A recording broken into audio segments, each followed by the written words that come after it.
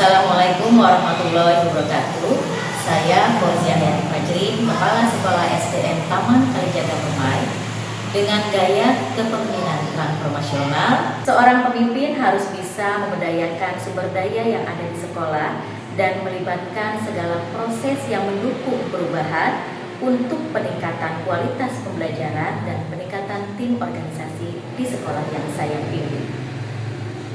Dalam video ini ada dua fokus konsentrasi. Yang pertama adalah pengimbasan program kepemimpinan sekolah, dan yang kedua adalah implementasi setelah melaksanakan program kepemimpinan sekolah di sekolah saya. Bertema program kepemimpinan sekolah dengan judul pengimbasan program kepemimpinan dan sinergitas sumber daya sekolah melalui alur detik reaksi.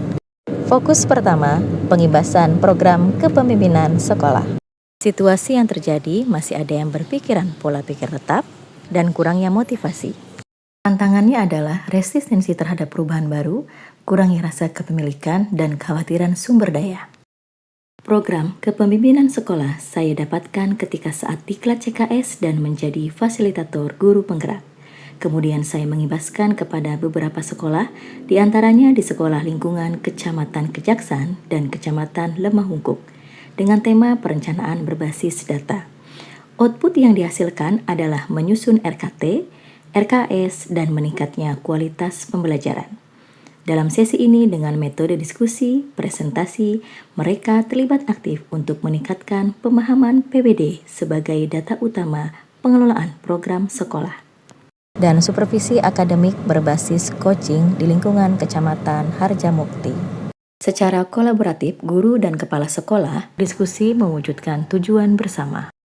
Program kepemimpinan sekolah juga dilakukan dengan mengimplementasikan supervisi akademik berbasis coaching. Dengan alur percakapan praobservasi, pelaksanaan observasi, percakapan pasca observasi, tindak lanjut, dan rencana pengembangan diri.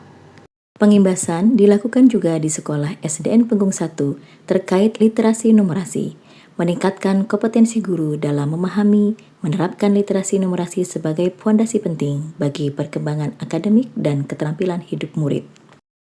Selanjutnya, pengimbasan di SDN Karya Mulia 1 dengan tema pelatihan pembelajaran mendalam dan merancang program kokurikuler untuk mewujudkan 8 dimensi profil lulusan. Memfasilitasi guru untuk menciptakan pengalaman belajar murid dalam memahami, mengaplikasi, dan merefleksi, serta untuk kokurikuler memperkuat intrakurikuler, pengembangan karakter, dan mewujudkan pembelajaran yang bermakna serta contextual learning.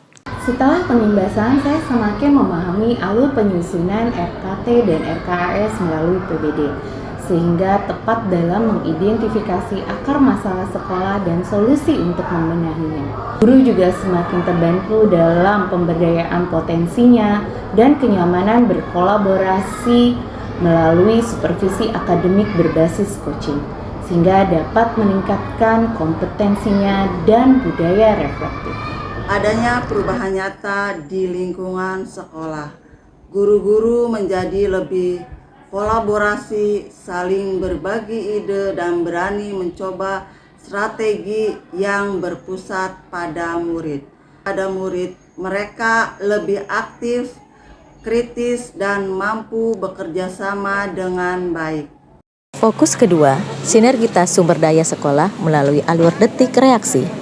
Berawal dari situasi dan tantangan yang terjadi di sekolah kami. Adapun alur yang saya pakai yaitu dengarkan, identifikasi, rencana, aksi, dan refleksi. Alur ini memudahkan percepatan tujuan dalam memanage sekolah untuk pemenuhan program prioritas pendidikan. Tahap ke-1, dengarkan. Salah satunya adalah menyebarkan survei kepuasan pelayanan kepada orang tua murid pada saat pembagian rapot. Mereka menuangkan apa harapan dan perubahan yang telah dirasakan anak-anak serta orang tua. Selanjutnya, pertemuan melalui perwakilan orang tua untuk mendengarkan demi kemajuan pendidikan di sekolah. Pada unsur guru, di tahap dengarkan, kami selalu berdiskusi apa yang menjadi kekuatan, kelemahan, tantangan, dan peluang agar bisa mencapai suatu pemberdayaan potensi sehingga meningkatnya kompetensi seorang guru. Pada unsur murid, mendengarkan kebutuhan mereka agar dapat terfasilitasi. Tahap kedua, identifikasi. Setelah proses mendengarkan, saatnya kami mengidentifikasi yang dapat dipetakan dan menjadi prioritas program sekolah bersama para guru dan perwakilan orang tua murid. Tahap ketiga, rencana. Merupakan proses sistematis untuk menentukan tujuan, strategi, dan langkah-langkah yang akan dilakukan sekolah. Tahap keempat, aksi. Melaksanakan hasil rencana yang sudah dilakukan. Yang pertama, membangun karakter baik melalui pembiasaan prakelas dan berlakunya jurnal 7 KH dalam mewujudkan profil lulusan. Aksi yang kedua, sebagai kepala sekolah menjadi teman belajar guru dan memfasilitasi kebutuhan peningkatan kompetensinya. Kami sebagai para guru bersikap adaptif dalam mengikuti perkembangan zaman. Aksi yang ketiga, melibatkan peran aktif orang tua dalam membersamai pendidikan anak di sekolah melalui kegiatan parent teaching dan parenting class. Menjaga kesehatan mental bersama para orang tua dan guru melaksanakan kegiatan parenting class spesial for mom, yaitu dengan hipnoterapi. Aksi yang keempat adalah memastikan hak belajar murid dengan pembelajaran mendalam, bermakna, dan inovatif. Setiap anak adalah amanah yang harus kami jaga dengan penuh tanggung jawab menuju potensi terbaiknya.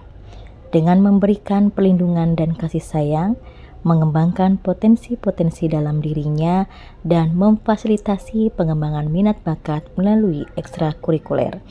Dampak luar biasa dirasakan bagi guru dan murid dengan berbagai torehan prestasi sesuai potensi, baik tingkat kecamatan, kota, dan provinsi. Aksi yang kelima, sebagai pemimpin haruslah menjadi teladan. Di sini saya berbagi praktek baik kepada sekolah lain untuk mengembangkan potensi bersama. Aksi yang keenam, unsur sarana prasarana, memastikan lingkungan belajar yang sehat dan mengecek segala kebutuhan sekolah dalam menunjang keamanan dan kenyamanan warga sekolah. Aksi yang ketujuh, dari unsur stakeholder, keterlibatan stakeholder dalam kegiatan sekolah dan memberikan dukungan penuh untuk mewujudkan visi bersama sangat diperlukan. Kami konsisten dalam membangun keterhubungan. Tahap yang kelima adalah refleksi. Refleksi merupakan proses berpikir kritis atas pengalaman, praktik, dan hasil yang bertujuan untuk pembelajaran, peningkatan kualitas, dan perbaikan, serta tindak lanjut sebagai pengembangan keprofesionalan berkelanjutan. Sikap saya menjadi lebih baik. Pernah ada kebiasaan setiap paginya. Saya sangat senang belajar karena guru di sini mengajarkan dengan menyenangkan. Dari tidak ada eskul, sekarang ada 14 eskul. Membuat potensi saya semakin berkembang. Setelah adanya beliau datang ke sekolah kami, sangat banyak sekali peminatnya untuk mendaftar di sekolah kami. Selanjutnya bagi guru meningkatkan kinerja untuk menjadi jauh lebih baik dari sebelumnya. Menciptakan siswa-siswi yang berkompeten, yang berprestasi.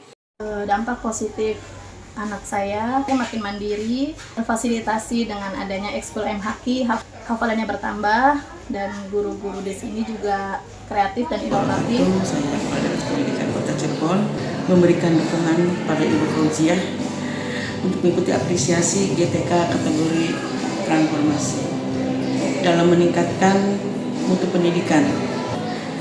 Dampak nyata dirasakan dari sosok Ibu Fauziah yang telah memberikan ilmunya untuk berbagi, praktek baik, berkontribusi untuk pendidikan di Kota Cirebon.